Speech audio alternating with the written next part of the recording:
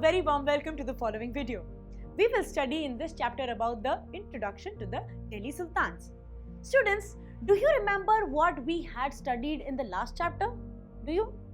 In the last chapter, we saw that there were other regions that became the center of the large kingdoms. Can you name one such place? Yes, you are correct if your answer is Kaveri Delta.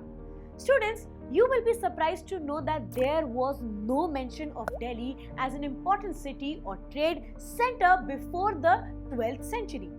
Talking about the century, let us understand this concept first. Because I know many of you find it confusing, right? By stating the 12th century, I mean the years between 1100 AD to 1199 AD. Can you tell me in which century you are watching this video? Think of it yourself.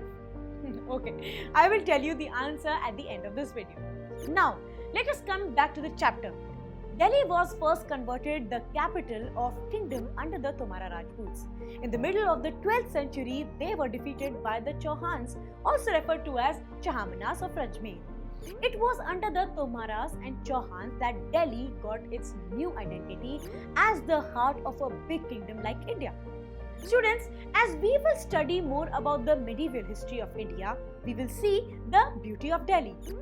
Numerous rich Jaina merchants lived in the city and built numerous temples. Coins minted here, named Delhiwal, had a wide circulation nationwide.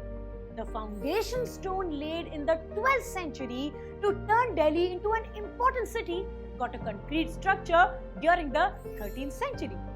It was during this time Delhi got transformed into a capital that controlled vast areas of the subcontinent, starting with the foundation of the Delhi Sultanate.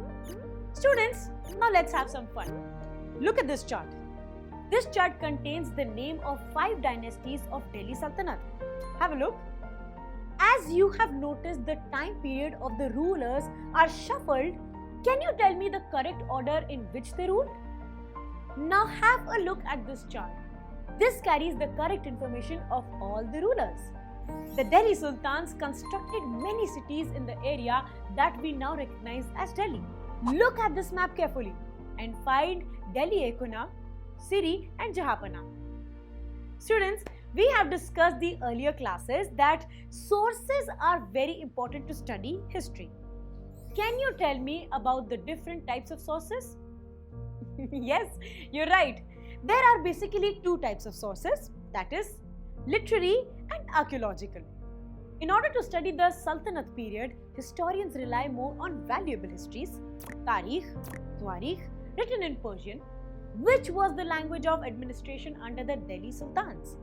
The authors of Twarikh were learned men, secretaries, administrators, poets and courtiers who both recounted events and advised rulers on governance, emphasizing the importance of just rule.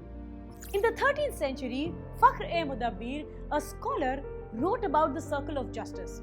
He writes, "A king cannot survive without soldiers, and soldiers cannot live without salaries. Salaries come from the revenue collected from peasants, but peasants can pay revenue only when they are prosperous and happy. This happens when the king promotes justice and honest governance." So students, this was all in this video. Before leaving, let me tell you the answer that I asked earlier. We live in the 21st century. Yes. Let us discover introduction to Delhi Sultans and find out more.